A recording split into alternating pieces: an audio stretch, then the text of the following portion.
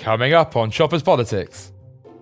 Do we want to follow Russia out of the door of an institution that we helped create? It's bonkers. It's unconservative, complete red herring that people need to stop even raising. It's a nonsense. It is being talked about by your colleagues on the backbench. Well, they're wrong. You know. They're wrong. Hello, I'm Christopher Hope, the Telegraph's Associate Editor for Politics, and this is your weekly edition of Choppers Politics podcast. It's Christmas and I'm sitting here in the Red Lion pub surrounded by decorations as festive celebrations get properly underway here in Westminster. And with that in mind, I've got a short festive interlude for you at the end of the podcast. Do tune in, I hope you enjoy it, and do let me know what you think. Right. It's been a week when the migrant crisis has been front and centre of the conversation in Westminster. Just after Prime Minister Rishi Sunak finally got his act together to announce a plan to crack down on illegal migration, at least 4 people died in the Channel trying to cross to the UK in freezing waters. The strategy drawn up this week is very much Rishi Sunak's plan, but does it go far enough? Not all Tory MPs think so. Jonathan Gullis, a Red Wall Tory MP elected in 2019, led a rebellion this week, calling for Rishi Sunak to ignore the European Court of Human Rights and start putting illegal migrants on planes to Rwanda. More from him later. But first, other Tories think the answer is to improve the processes. With me now is Robert Buckland, the former Justice Secretary. Robert, welcome to Choppers Politics. Nice to see you, Chris. Isn't it time we pulled out of the European Convention on Human Rights to sort out the migrant crisis? Why? Nobody can point to any real examples where currently the European Convention is causing us problems. A lot of talk years ago about cats and Theresa May and privacy cases. Well, the fact is that the case that she referred to was wrong. We dealt with that. We passed domestic legislation under the Immigration Act. We dealt with a lot of that.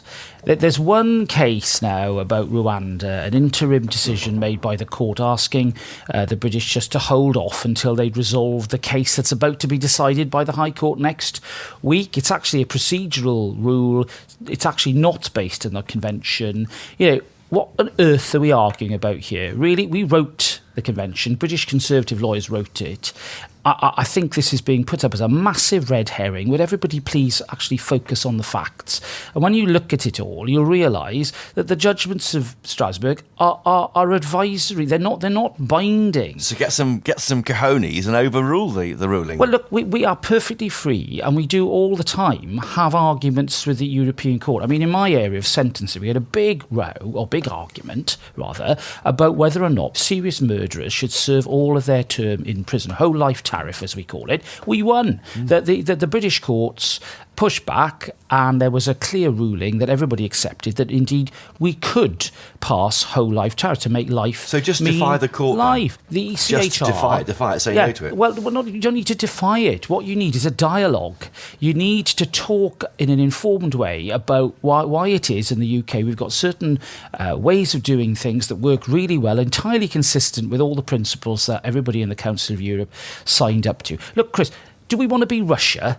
Do we want to follow Russia out of the door of an institution that we helped create? It's bonkers. It's unconservative, and it needs to be nailed. Well, this is a complete red herring that people need to stop even raising. It's a nonsense. It is being talked about by your colleagues on the backbench. Well, they're wrong. You know. They're wrong. But look, when I push them as to the detail, I don't get anything. There's no substance to this. It's just a general cri de coeur about how awful everything is. And defenders of ECHR would say it looks after old people's rights in a care home. Their human rights are looked after by that legislation. It's a backstop, right? It's a backstop. We've got loads of domestic legislation. You know, very rarely do we actually need to have recourse to the arguments under the European Convention of Human Rights. In criminal law, you know, we very seldom need them because we've got so many protections built into the criminal law, as you know, in accordance with our great English and Welsh and Scottish common law tradition. I really don't see what the argument. The trouble is, it's got the word Europe in it, and for some of my colleagues, it's like catnip. You know, we're doing Brexit. You know, the big decision was made by the British people. We've respected that. We've got to get on with making sure that all the potential benefits of that are. It reared its head back in 2017 with Theresa May, didn't it? This idea. Look, I really don't see what the argument is about. I think everybody needs to just look at the facts, pull back from all this sort of, talk, and actually concentrate on what we can do domestically, which is a lot. Do you agree with the policy on Rwanda, on sending migrants to Rwanda, flying them? I doubt its efficacy. I think it's right that the British government, like the Danish government and many other governments, have looked at different options, including working with other countries across the world to see how we can, manage this problem. And it is a problem for countries across the West. There's no doubt about it. The scandal of small boats and the illegal profiteering that we see is just appalling. But, at the end of the day, is it going to work is the real question for me. And it's a difficult one. It's expensive. It involves getting carriers to take, the flights across. As carriers have been pulling out of all of this. I want to see something practical work. I think it's right that the government absolutely pushed this and looked at it, but it may well be that the sort of solution actually lies with what the Prime Minister announced this week, which is a direct deal, a bilateral arrangement with countries of particular problem. So Albania, big problem at the moment. They form the mass of illegal migrants. There are 1,000 or more of them in our prisons. Doing a deal with the Albanians makes eminent sense. It's a sort of practical solution. It's a bilateral deal. We're outside the EU. You can do these deals. Bilateral, but look, Sweden. Sweden's doing quite a lot in this area at the moment. They're in the EU. They're in the convention. Okay, yeah, true. Again, I think that coming out of the EU has meant that we've able to end free movement, and that's been a benefit in the sense that we can now say to people with previous convictions, look, you're not welcome here. It was more difficult under free movement to do that, and I can see that as a real benefit for us. But make no bones about this. This is prosaic stuff. There's no magic poetry that's going to solve the problem. We've got to look at each source country, do a bilateral deal with them wherever possible, and therefore manage the problem. And I think Albania is the classic. Are you not being a spokesman for the legal system that isn't working?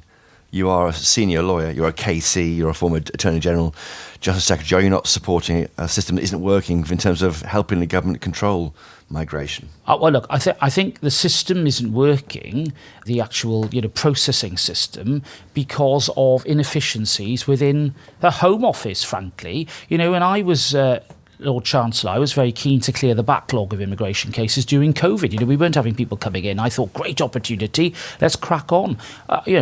It was like wading through treacle. I was deeply frustrated not to see a reduction in the backlog then.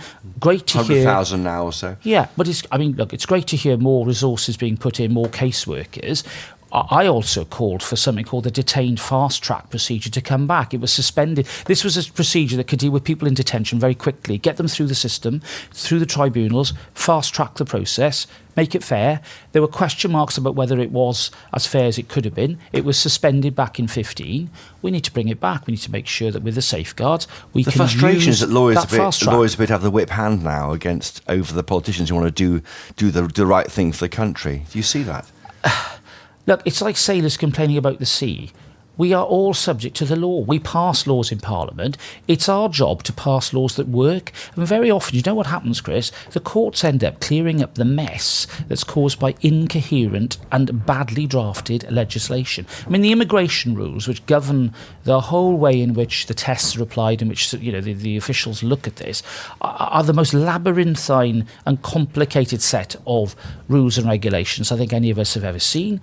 I think they need codifying. I think they need simplifying.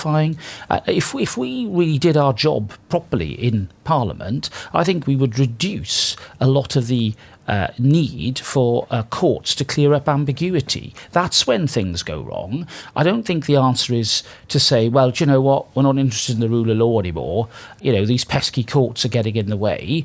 I'm afraid sometimes you do need that to check and balance what are, I'm afraid, inadequacies elsewhere in the system. And you want to relax the rules on allowing asylum seekers who are here to work? Well, look, at the moment, after 12 months, some asylum seekers can work in certain occupations that we have identified a shortage in.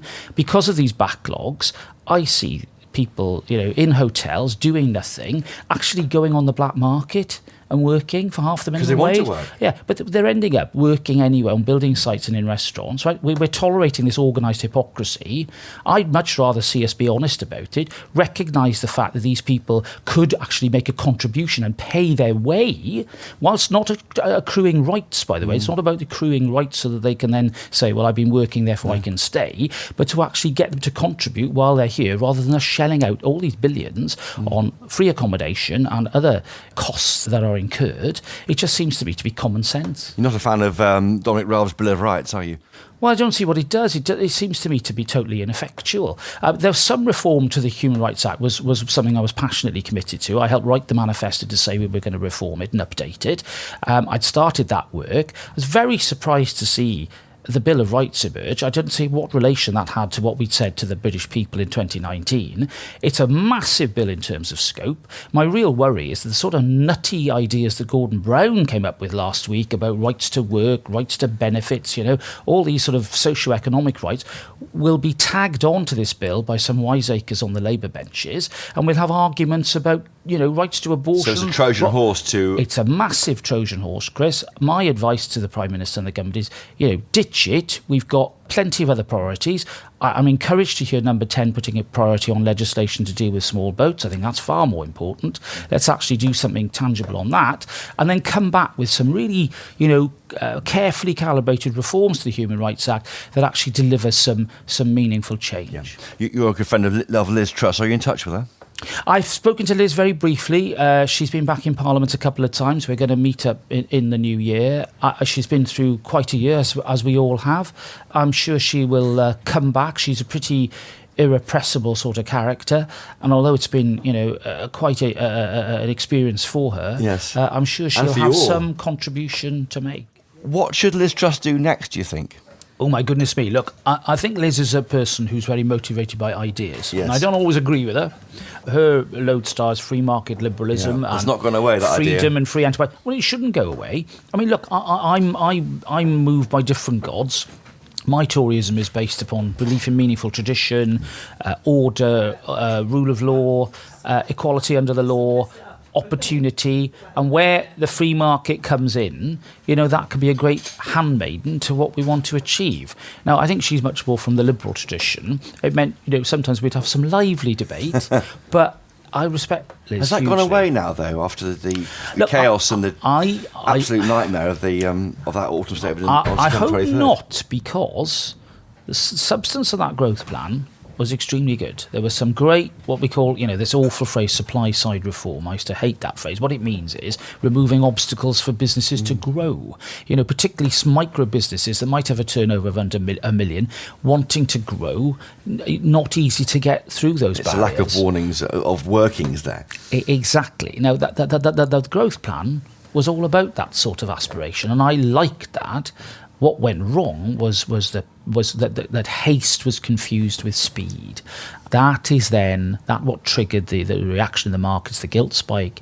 It's interesting to see the pound, is back at 124 now. 124, 125. We have been able to move on from that phase, but there's no doubt that it did a lot of damage, I think, to the cause, if you like, of that approach to politics, and that will take some time to recover. And yourself, you've been around Tory politics for 30 years. You've been campaigning for fruitless seats. You got in at your third or fourth attempt from memory.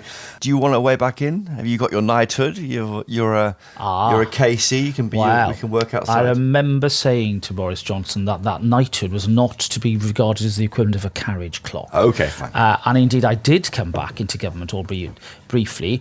Look, I've still got a lot to give. I'm going to be working very hard on economic inactivity issues, particularly on neurodiversity and the barriers to employment that people with those conditions have. And I'll be working on that with the government. I think there's lots of practical measures that business can take, and we can help reduce that large number of people who want to work but can't for very, very good reason. Well, good luck with all that. And you mentioned Boris Johnson there. Should he come back?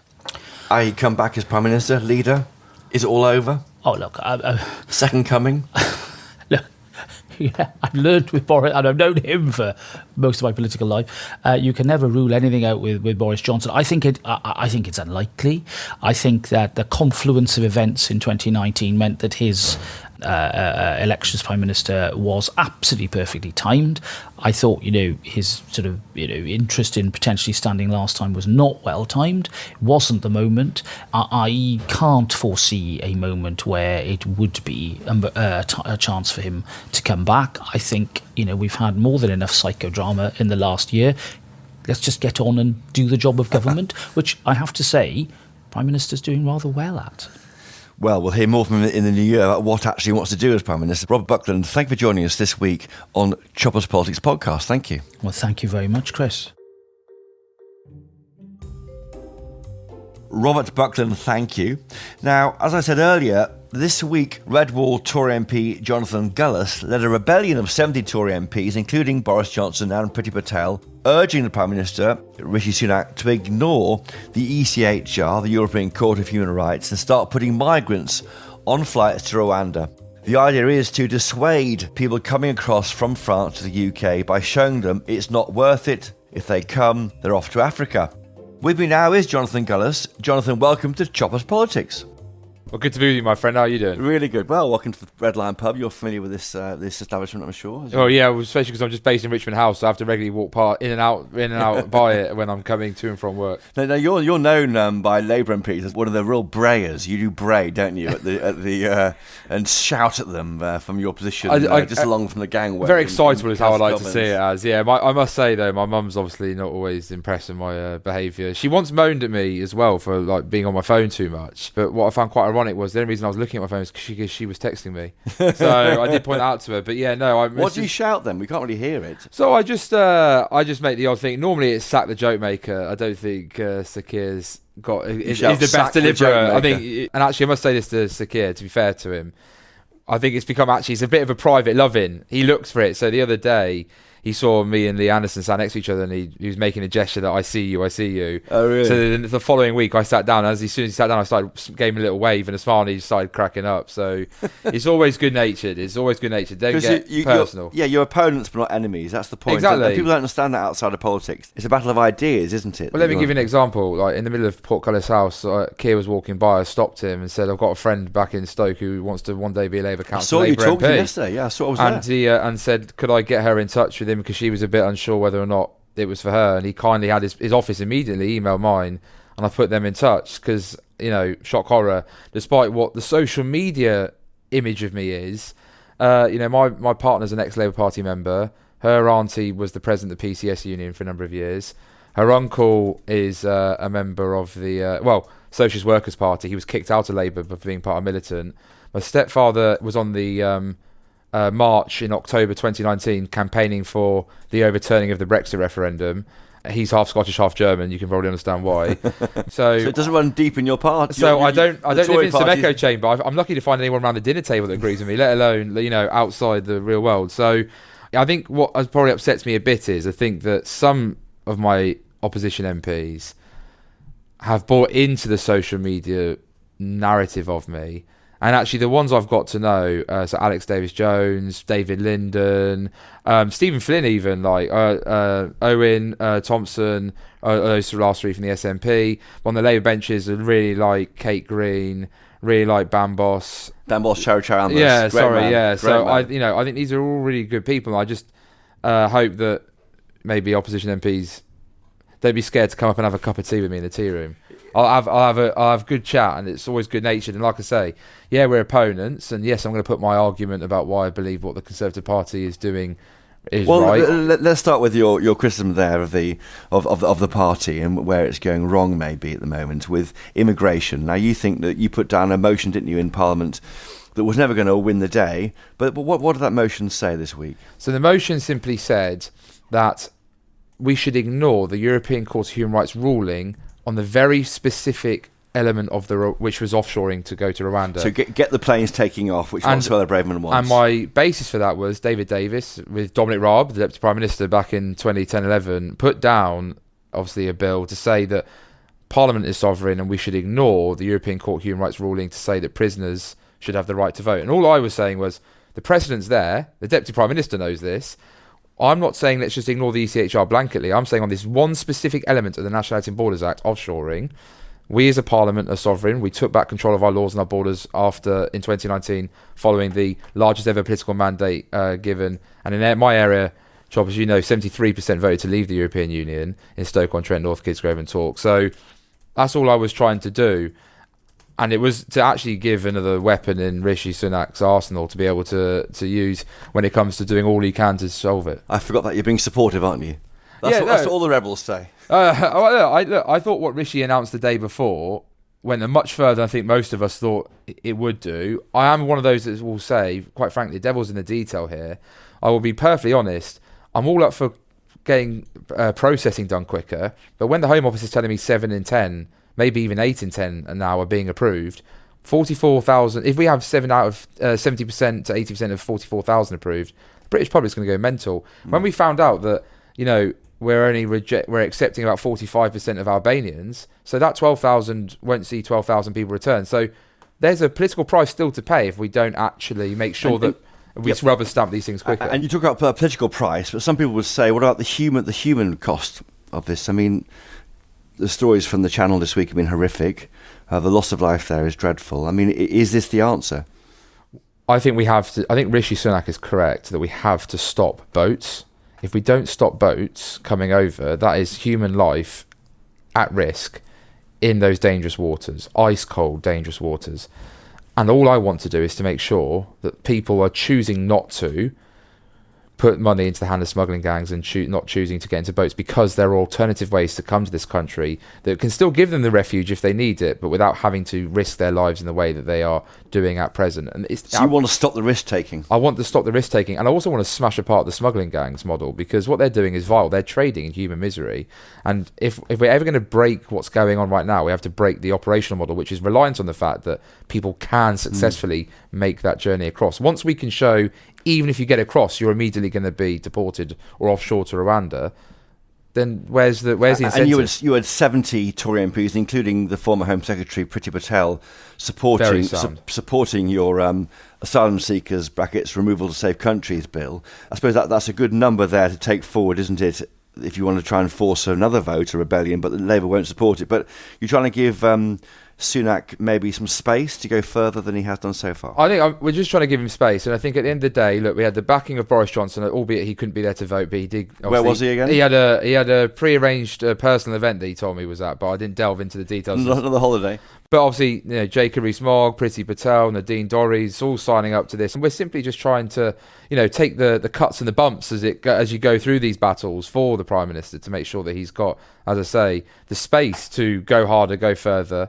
This legislation that he's promising the new year sounds quite bold. If he's going to really push ahead with saying if you come to this country illegally, you can't claim asylum, which, by the way, fully supportive of, but it's going to need some thick skin, because that's going to be a tough gig to get through the House of Commons, and even with some of my own colleagues. So I'm here to have his back on that one, but I'm also here to say to him, don't be afraid to go as far as you think you need to in order to get this job done, because if you don't, me and him won't be in government, mate. Reform's going to do the harm to me, and they'll make sure. You worry about reform. I mean, you won your seat in 2019 from a Labour MP, Ruth Smith. Your majority is over 6,000. Is that a risk, you think, in 2024 election? Oh, right now I think we're in a very perilous situation. You've got those people who went directly from Labour to Conservative in 2019 saying, obviously the last particularly 3-4 months have just looked such a sideshow that they're not impressed and they want someone who's competent. Part of that is also Corbyn's now gone, so they can feel they can return. You've got those who went on the journey via Brexit Party, UKIP, to us from Labour.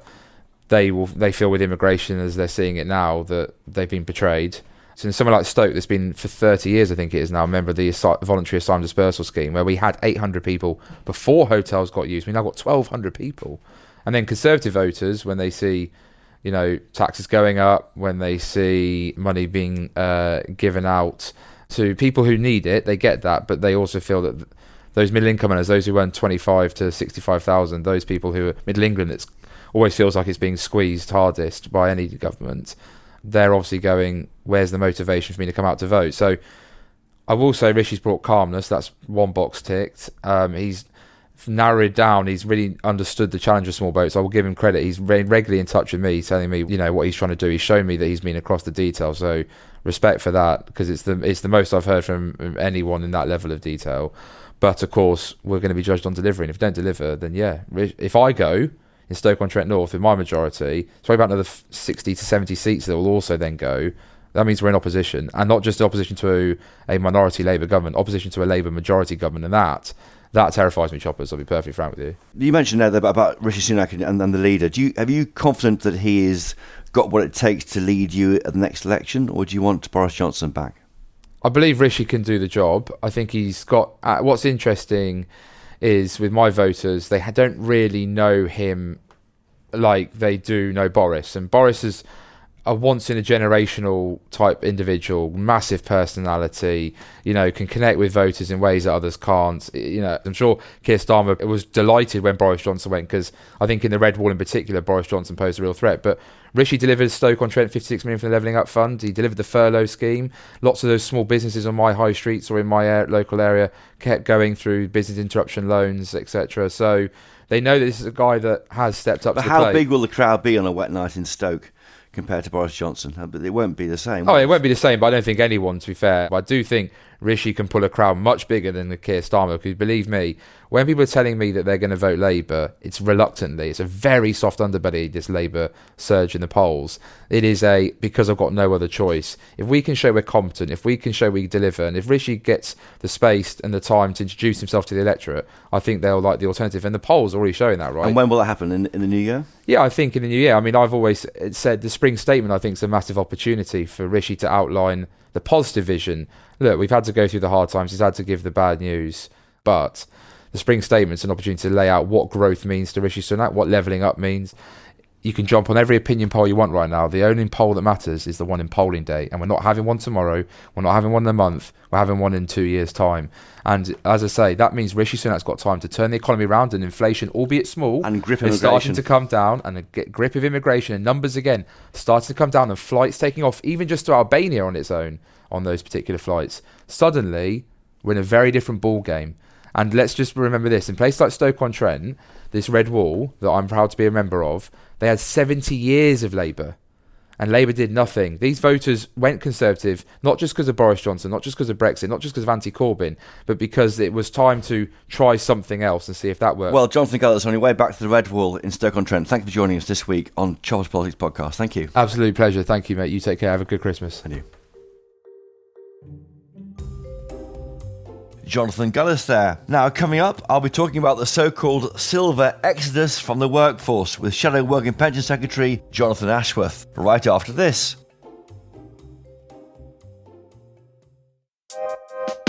Nigel Farage. This is the most commonest thing done by any government in my lifetime in this country. Lionel Shriver. Which is worse, Biden's not being in control and Biden being in control? Charles Moore. I think if people in general feel that their traditions, culture, history, values, etc. are under assault, they are basically right. My name is Stephen Edgington, and if you're enjoying this podcast, you might like Off Script, a new series from The Telegraph. Provocative conversations with provocative individuals. Each episode I sit down with a world-leading commentator to unpick the ongoing culture wars. Unfiltered, unscripted, and full of free speech. Be sure to listen to Off Script in the same place you're listening to this, and make sure to follow so you don't miss an episode.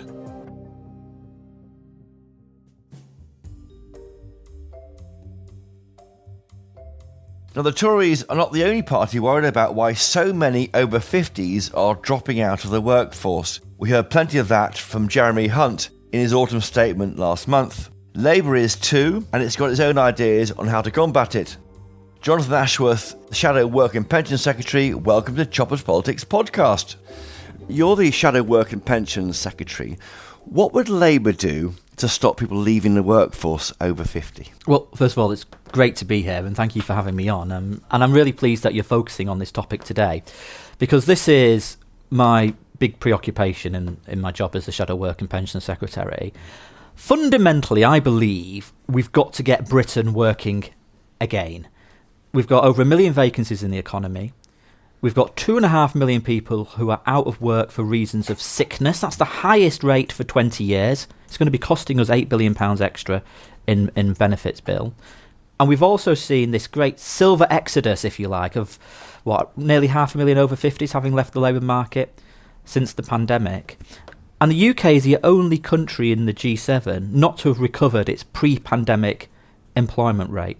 Now, if we want to grow the economy, if we want to make the economy more productive, if we want to spread prosperity, we've got to get more people back into work.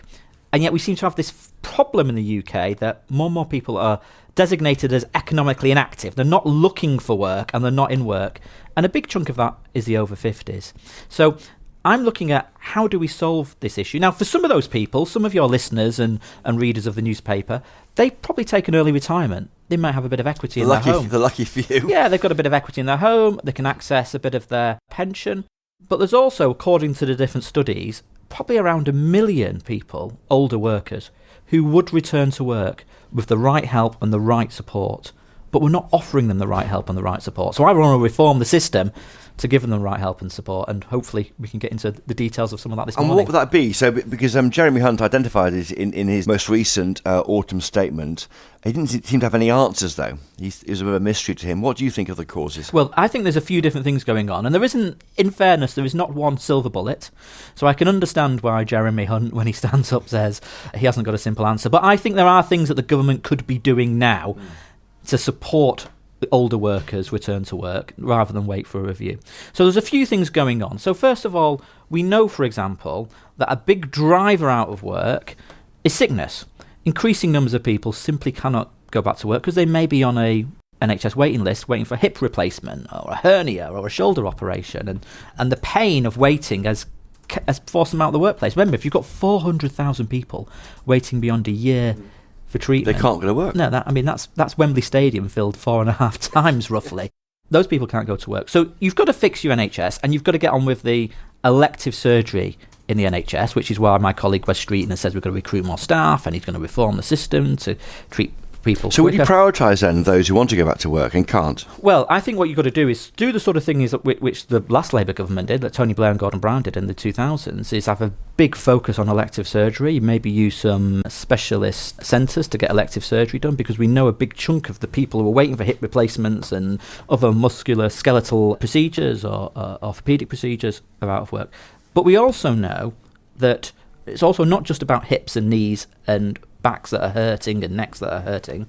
Some of this is also to do with ongoing mental health problems and stress. And if you better join up employment support services and mental health services, you can help more people into work. And this comes to my other point. At the moment, you'll have heard of the Job Centre and employment support, and the government's got lots of schemes, Kickstart, Restart, they announce them at different times. Yet only 1 in 10 of unemployed older workers or disabled workers are getting any help from these schemes.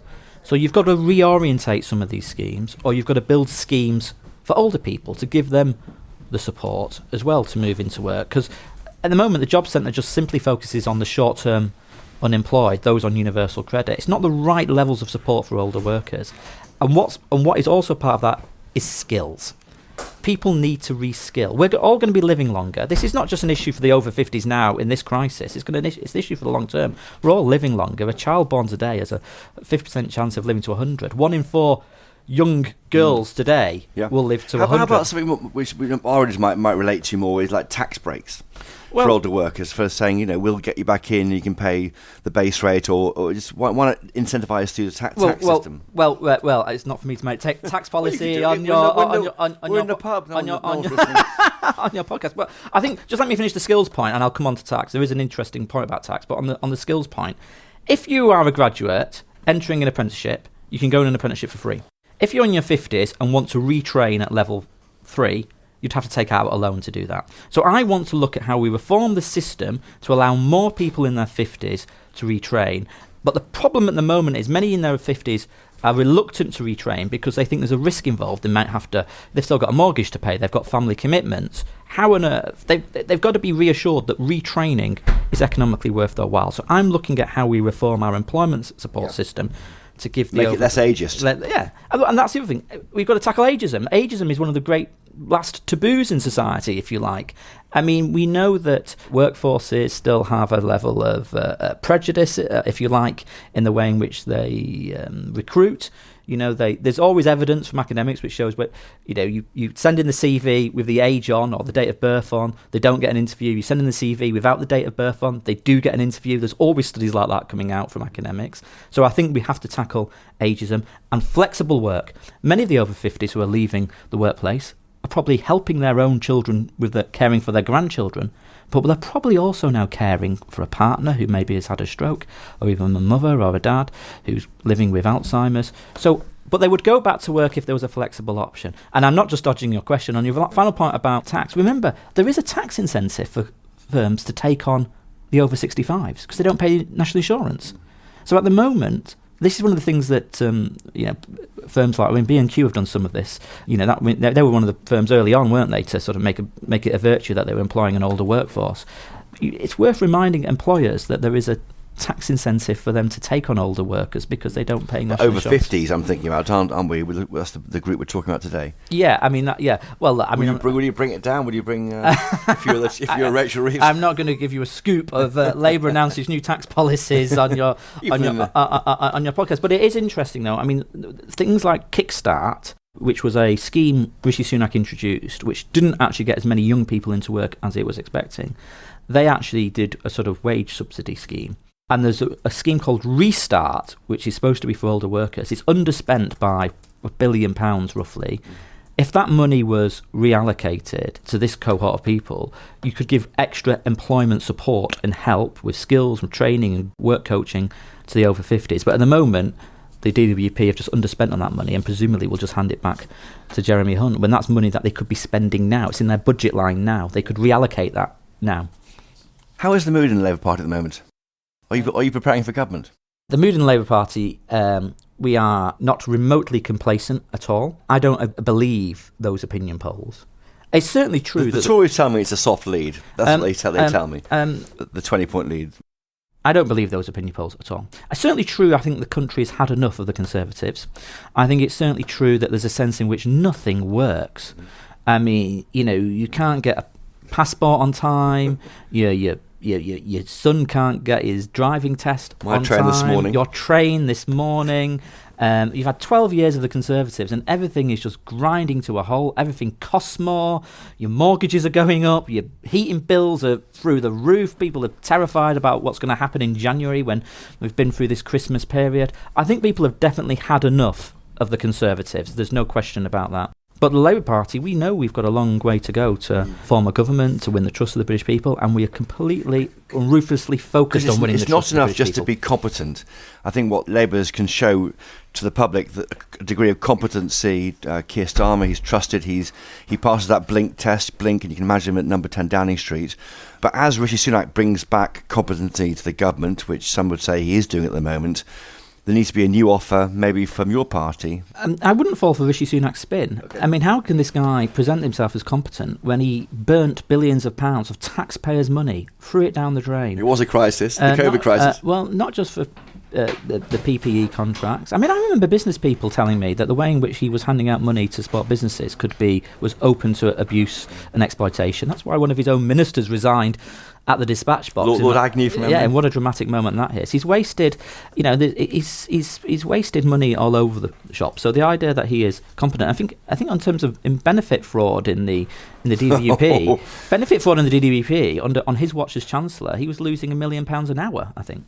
So I don't think he is competent at all. But clearly, after the catastrophe of Liz Truss and Kwasi Kwarteng, which led to that run on pension funds, spikes in borrowing costs, people's mortgages going up, and torch their reputation for competence. Mortgages ricocheting around the money market. I can understand why people think he's different to Liz Truss, but in the end, people will look at what they've got for 12 years of Conservative government, and they've got, they failed to make our economy more productive. That's why we've got low growth. That's why wages are worth so much less than they were in 2010, and it's because he's failed to take long-term decisions. We've got this energy crisis because he failed to take the Tories failed to take long-term energy. We've got this.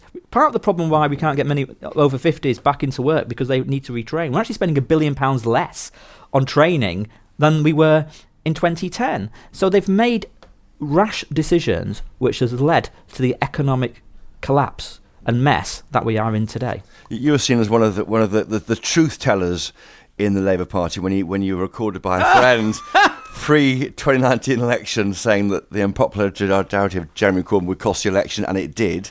The unpopularity of Jeremy Corbyn would cost the election. I had to be Mystic Meg for that one, to be honest. And it did. But in a sense, do you think that the party's flirtation with Corbynism has now gone? I mean, are you now credible, do you think, for a kind of Telegraph readership, as Labour were in 97?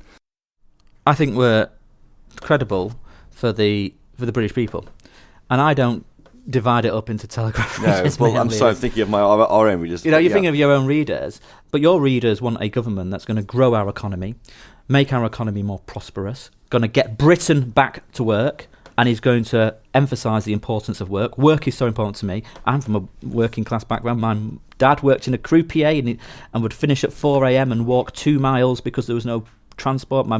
He met my mum because she was a bunny girl in the Playboy Casino of Manchester. That's where they met. But wow. But the point is, I'm not sure how that will go down with Telegraph readers. I don't know, to be frank.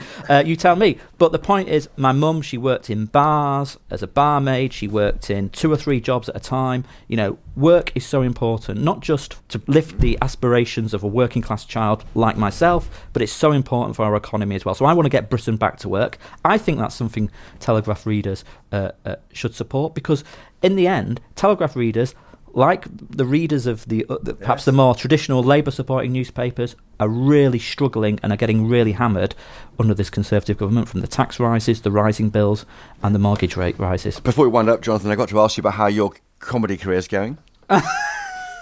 How is my comedy? You did a spell, didn't you, as a stand-up? I did a bit of stand-up comedy. Great success, I hear. I enjoyed it, actually. I got a joke now for Christmas? Oh my gosh, have I got a joke? Right, I think my jokes are too blue for the. That's all right. For the pub. Only Louise is listening. No, they're far too blue. Maybe I'll tell you offline. Jonathan Ashworth, happy Christmas. Great to have you on, and good luck with your plans. Thank you. Jonathan Ashworth, thank you.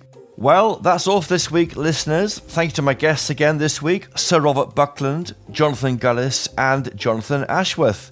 Thank you to my producers, Louisa Wells and Giles Gear. But most importantly of all, thank you to you for listening. For more Westminster insights, do check out my daily Choppers Politics newsletter. The link for that will be in the show notes of this episode. It's free to sign up, please do so. Also there you'll find the link to my weekly Peterborough Diary gossip column, out every Friday evening at 7 p.m. online, and on Saturdays, copy of the Daily Telegraph. And remember, if you can, please do buy a copy of the Daily Telegraph. It's a great way to find out the news and you won't regret it. So until next time, and with an extra festive treat for you just after this, it's cheerio from me. So Robert Buckland, we are here, we're surrounded by Christmas decorations. It is Christmas. You are in a parliamentary choir. You are Welsh. Can you sing us a carol, or even the first verse of a favourite carol? All right, well, a little bird tells me, or a little robin, to be festive, Chris, tells me that you like O Holy Night. I love O Holy Night. Which is lovely, and it's actually a song that a hymn that I have sung in my constituency at charity events. So have you? I'll give it a go. Okay, it was the nation's favourite carol a few years ago. I'm a bit rusty, but I'll do the first verse. Robert Buckland, take it away.